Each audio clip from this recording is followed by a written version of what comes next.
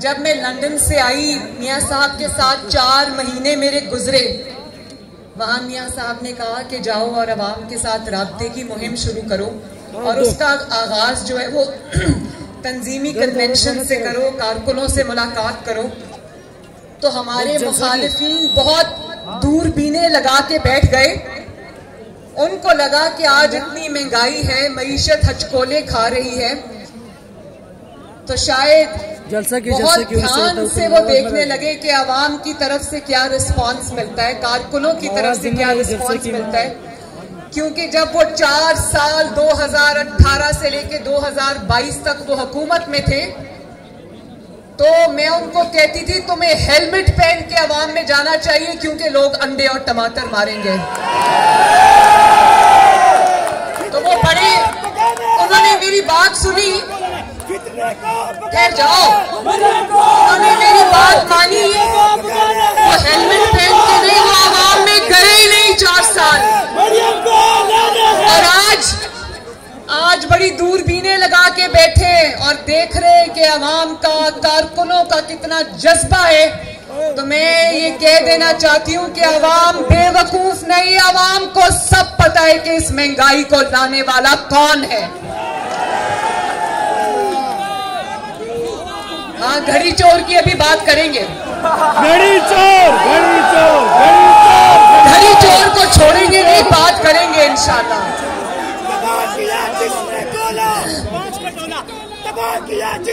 तो बात ये है,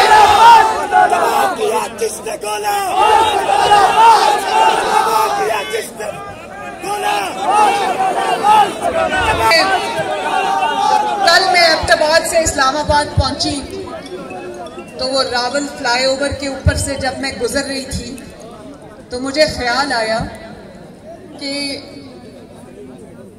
2017-18 हर रोज नवाज शरीफ साहब के साथ नैब का इंतकाम भुगतने हम लाहौर से जब आते थे, तो रावल फ्लाईओवर जो था वहां पर ट्रैफिक जैम्स होते थे, हमें वक्त से पहले निकलना पड़ता था।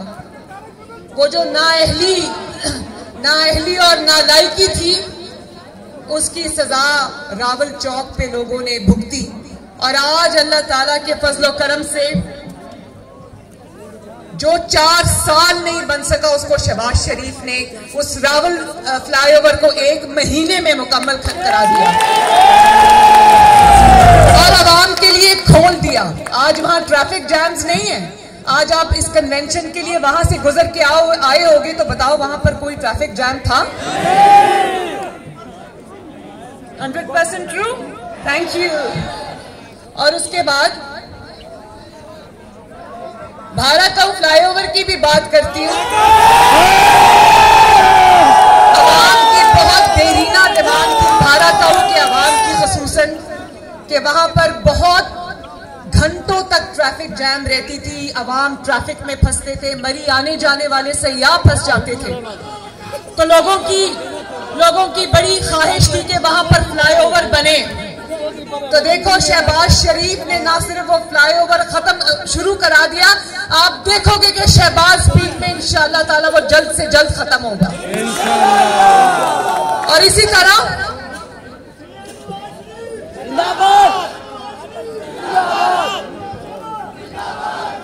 तरह इस्लामाबाद मेट्रो की तरफ आ जाओ। 4 साल वो मेट्रो मुकम्मल नहीं हो सकी, उसको शहबाज शरीफ ने 15 दिन के अंदर आवाम के लिए खोल दिया। के लिए, पिंडी के रहायशियों के लिए कोई भी रूट ऐसा नहीं है जो उस मैस ट्रांजिट के साथ कनेक्टेड ना हो, चाहे वो मेट्रो बस हो, चाहे वो ग्रीन बस हो। आवाम की सहूलत के लिए ये शहबाज स्पीड से मुकम्मल हुआ है।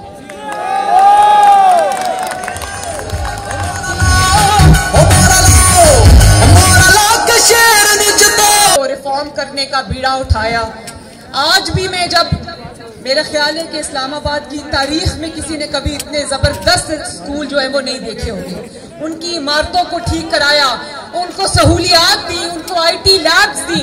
और आज आप देखते होंगे वो जो नवाज शरीफ ने 70 बसें दी थी उन स्टूडेंट्स के लिए, जो बाद में 200 तक चली गई थी, वो येलो बसेस, जब प्राइम मिनिस्टर बसेस का प्रोग्राम आप सड़कों पे चलते देखते हो तो नवाज शरीफ की याद आती है ना? मैं भी जब गुजरती हूँ वो सड़कों पे येलो बसेस में बच्चों के लिए देखती हूँ, तालिब इल्मों के लिए देखती हूँ, तो मुझे बड़ी खुशी होती है। लेकिन इस्लामाबाद वालों, 200 बसों से इन 4 सालों में 201 बसें थी, जहां नवाज शरीफ छोड़कर गया था वहीं पर खड़ा है आज भी। 2022 का 2023 से नहीं होगा, मवाजना होगा तो शहबाज शरीफ के पंजाब में 10 साल और इमरान खान के केपीके में 10 साल का मुआवजा होगा। मैं कल एबटाबाद से वापस आई हूं, 2 दिन में वहां थी। यकीन जानो केपीके आज भी 2023 के अंदर खंडरात का मंजर पेश करता है।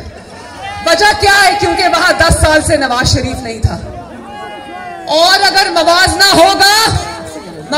होगा तो नवाज शरीफ के 4 साल 2013 से 2017 तक और उस नालायकी और नाअहली के 2018 से 2022 का मवाजना होगा। कि जब मुल्क हचकोले खाता है, जब मईशत हचकोले खाती है, तो नवाज शरीफ को पकड़ के ले आते हैं कि मुल्क को ठीक करो। वो दिन रात लगा के मुल्क को ठीक करता है, और जब मुल्क ठीक हो जाता है तो तनख्वाह ना लेने पर या हाईजैकिंग पर उसको उठा के दफ्तर से बाहर फेंक देते हैं। और फिर जब नाअहलों के हाथ में मुल्क आता है, मुल्क नीचे जाता है, तो फिर नवाज शरीफ को आवाजें देते हैं कि आओ और मुल्क को ठीक करो।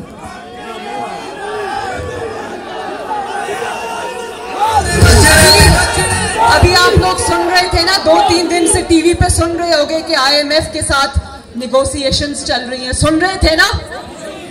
इसहाक डार साहब पाकिस्तानी कौम की तरफ से IMF के साथ निगोशिएट कर रहे हैं। तो मैं ये कहना चाहती हूँ आप सबको कि शहबाज शरीफ साहब को चाहिए था IMF के साथ निगोशिएट ना करते, इसहाक डार साहब को चाहिए था IMF के साथ निगोशिएट ना करते। जो शख्स IMF के हाथों इस मुल्क को गिरवी रख कर गया, जो अवाम की तबाही का IMF का मुआहिदा करके आराम से जाके जमान पाक में छुप कर बैठा, उसको लाते, उसको कहते IMF से मुज़ाकरात करो।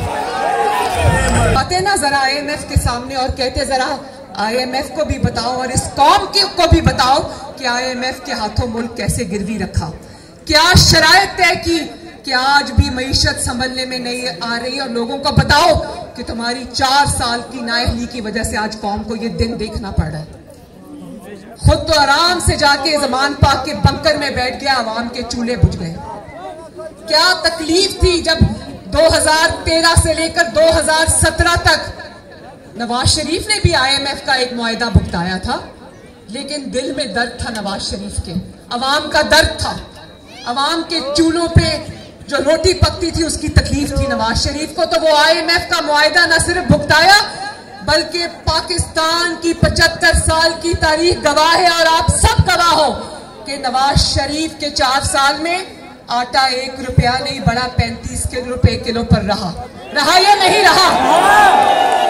IMF के मुआहिदे के बावजूद चीनी 50 से 55 रुपए किलो रही 4 साल या नहीं रही? डॉलर 100 से नीचे रहा या नहीं रहा? और घी 140 पे रहा या नहीं रहा?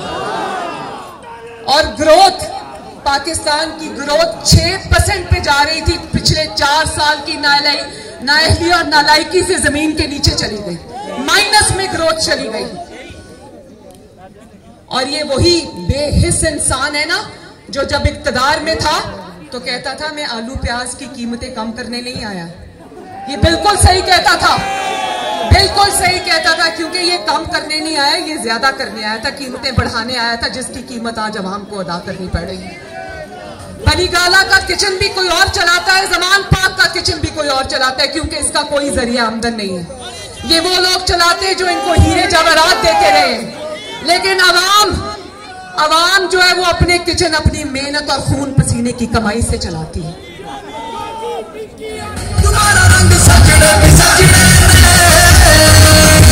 अवाम के इस मुजरिम को IMF के कटहरे में भी खड़े करे और अवाम के कटहरे में भी खड़ा करे, उससे पूछे कि क्यों IMF के हाथ ये मुल्क की गिरवी रख के चला गया ये मुल्क।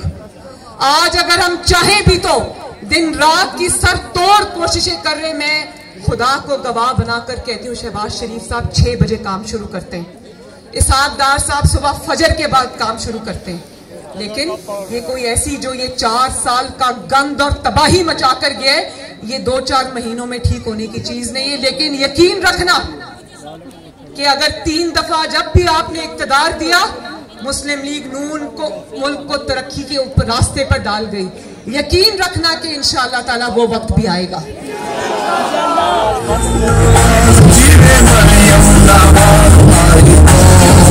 रख के बैठा है जिसने 4 साल में मुल्क का बेड़ा गर्क कर दिया है, कोने से दूसरे कोने तक तबाही मचा दी। 4 साल में अगर अगले 5 साल भी इसको मिल जाते तो सोचो आप सबका क्या हाल होता। और आज मान गया है, कहता है कि ऐवान सदर में मैंने मुलाकात की थी। तो अगर मुलाकात की थी तो आज याद आया मुलाकात की थी। वो चुप करके छुप के रात के अंधेरे में मुलाकात क्यों की थी? वो इसलिए की थी कि शायद दोबारा से साजिश करने का मौका मिल जाए, और वो मुलाकात कामयाब नहीं हुई तो आज सब मीर जाफर भी हो गए, मीर सादिक भी हो गए। बात है, और कल परसों सुन रही थी, कह रहा था ताली एक हाथ से नहीं बजती। एस्टैब्लिशमेंट को कह रहा था कि मैंने तो ताली के लिए हाथ आगे किया हुआ है, दूसरा हाथ नहीं मिल रहा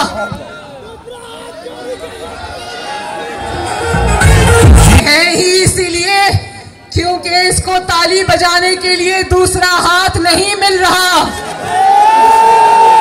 और क्या कहते हो, मुस्लिम लीग नून इलेक्शन से डरती है? इलेक्शन से वो डरता है जो सिलेक्ट होकर आया है। इलेक्शन, अब ये ताली नहीं बजेगी। इलेक्शन से सिलेक्शन वाले डरते हैं, मुस्लिम लीग नून नहीं डरती। और आओ आकर देखो, तुम जमान पाक में छुपकर बुज़दिलों की तरह बैठे हो। मुस्लिम लीग नून मैदान में इलेक्शन की तैयारी शुरू कर चुकी है, और अल्लाह ताला के फजलो करम से, आप सबकी सपोर्ट से ये इलेक्शन में हम उतरे। इलेक्शन हारने के लिए नहीं, इलेक्शन जीतने के लिए उतरे।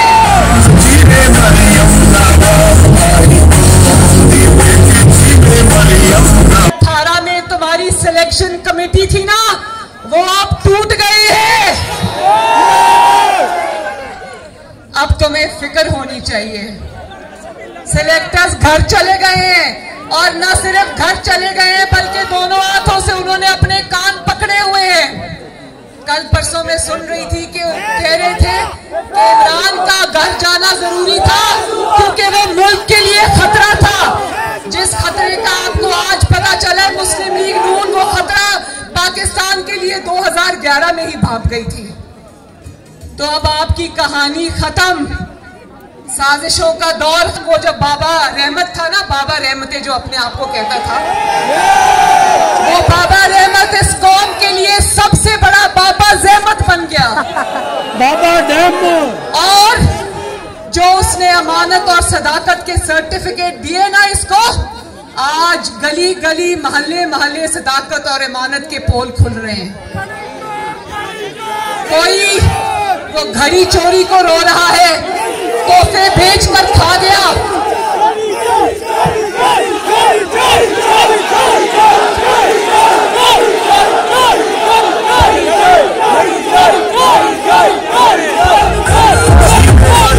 काम पे प्लास्टर चढ़ाओ, घड़ी चोरी का भी हिसाब देना पड़ेगा, अपनी औलाद का भी हिसाब देना पड़ेगा, तस्वीर वाली घड़ी बेचने का भी हिसाब देना पड़ेगा, फॉरेन फंडिंग का भी हिसाब देना पड़ेगा, और जो आपकी बेगम साहिबा ने 5-5 कैरेट के हीरो की अंगूठियां रिश्वत में ली है, उसका भी हिसाब देना पड़ेगा।